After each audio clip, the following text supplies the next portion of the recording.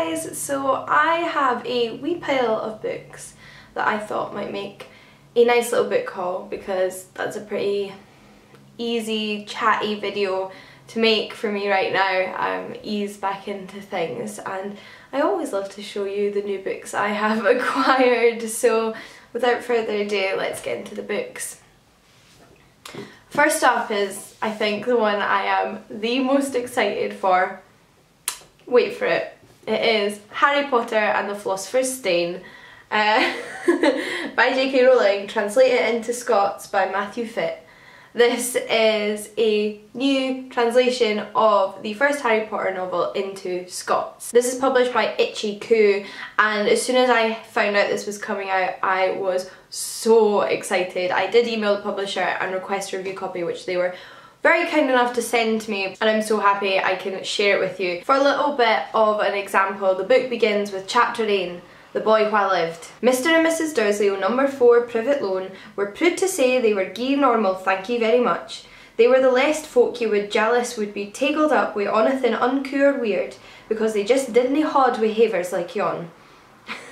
Mr. Dursley was the head bummer o' a firm called Grunnins that made drills. He was a muckle beefy bucket man wi' a stumpy wee craigie, although he did hae a gie muckle mouser. Mrs. Dursley was a skinny malinky blonde-headed woman whose craigie was just about twice as long as other folks, which was off a Honday as she spent same muckle time keeking o'er garden fences, nebbing at the neighbours. I just, I'm laughing because it just doesn't sound the way I'm used to Harry Potter sounding. It sounds the way I know loads of people speak, and lots of people in my family speak, and uses words that I use that people outside of Scotland don't use, and that is really nice.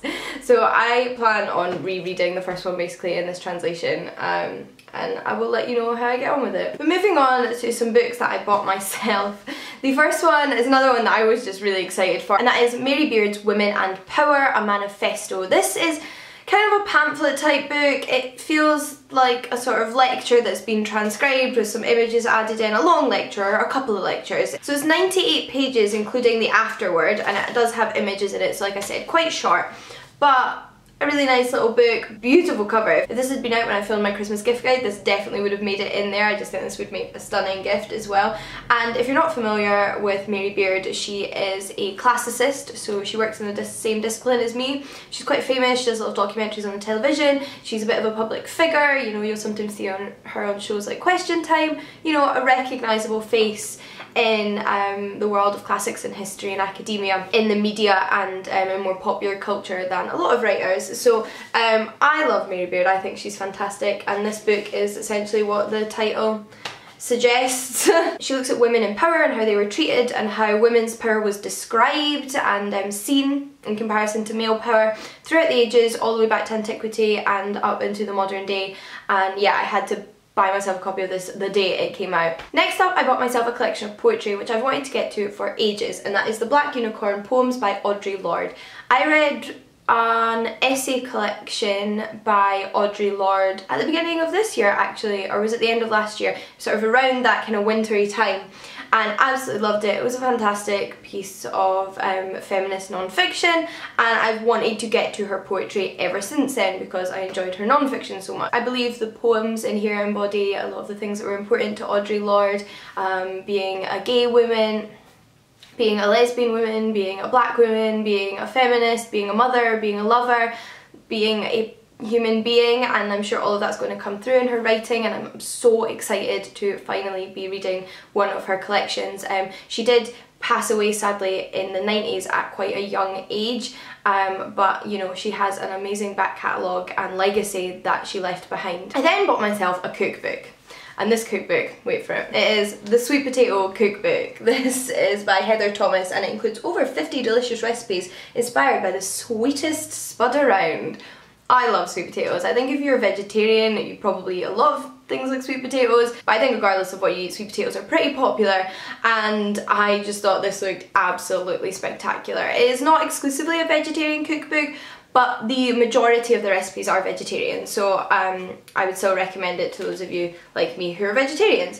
And it has all the way from sort of like salads and like little things to like burgers, main courses, and cakes and muffins and things. So there's sweet treats included in these recipes, which I haven't tried out yet, but I think will be a lot of fun. I have tried out a couple of these recipes, the more simple ones so far, and I really like the way this book is laid out in the recipes, in that it's very clear, step by step, exactly what you need to do. It never gets ahead of itself and backtracks. It's a very clear recipe book to follow, and I really appreciate that, because I wouldn't say I'm a very intuitive cook. So I really like that. The only thing I would say so far that does annoy me is that not all the recipes have pictures. And like I said, I'm not that intuitive a cook. I really prefer to have a picture. But I also think at $9.99 it wasn't that expensive for a cookbook, given how expensive they can be. So I'm still really happy with it. And I've noticed that there's also a chickpea and avocado book in this series, which I may have to get my hands on. Because I just love both those ingredients as well, especially chickpeas. I eat a lot of chickpeas, so it'd be nice to have some exciting new ways to cook those. But I was wondering perhaps if maybe in the new year you guys would be interested in any reviews of cookbooks. Would you like me to review cookbooks? I could show you some of the end results of some of the recipes I've tried and kind of just give my overall thoughts on how easy it is, the variety, the layout of the book, how suitable it is for vegetarians if it's not necessarily a vegetarian cookbook, that kind of thing. Let me know if you'd like to see that, because I do like me a wee cookbook. And on that topic, I actually have another cookbook here.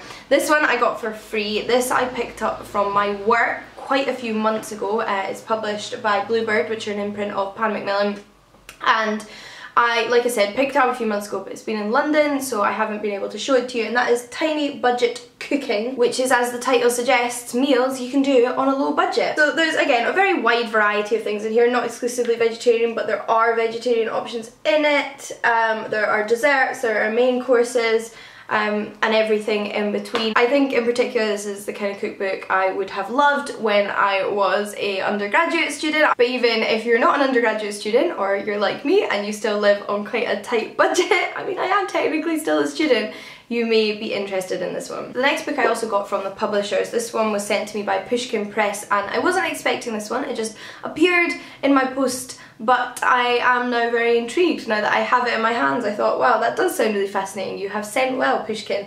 And it's In Search of Lost Books, The Forgotten Stories of 8 Mythical Volumes by Giorgio Van Straten.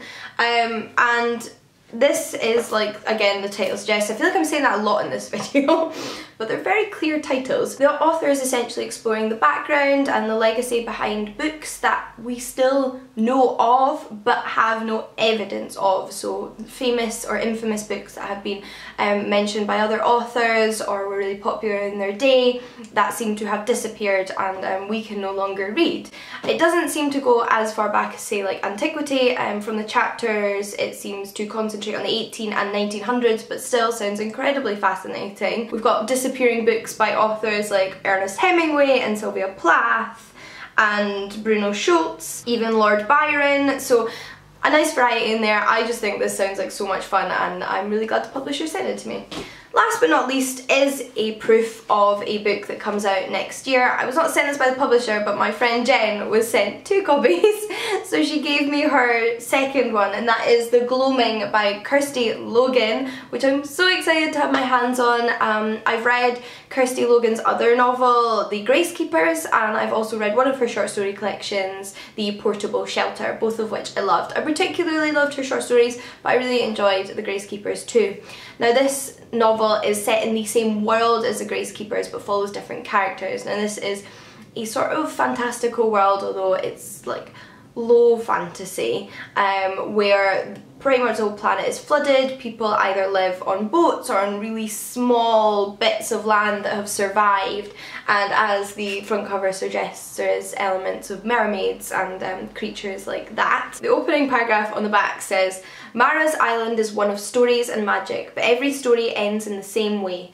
She will finish her days on the cliff, turned to stone, and gazing out at the horizon like all the islanders before her." Much like The Gracekeepers, it sounds like it's very much going to have a very wonderful fairy tale-esque vibe to it, and I'm just really excited to read Christy Logan's second novel. Oh, and before I forget, it specifically comes out on the 19th of April 2018, it says on the back. But that's it for my wee haul, 7 books, but you know, 7 is a powerful magical number, as we Harry Potter fans know. So I hope you enjoyed this little video. It's nice to just be back chatting casually about some new books that I've gotten my hands on with you and easing back in. And I'm not great at talking about my feelings or emotional or personal things, so I don't want to spend a lot of time on this, but I do want to thank all of you who left such kind comments on my last video. You know, it meant the world to me. Obviously still dealing with all of that as best I can, but even my mum said she read a lot of your comments. She just said they were so nice, so thank you. Thank you for that. And I'm also thinking of all of you who said you'd been through similar things, so yeah, thank you. And until next time guys, happy reading. I'll see you all again soon. Bye.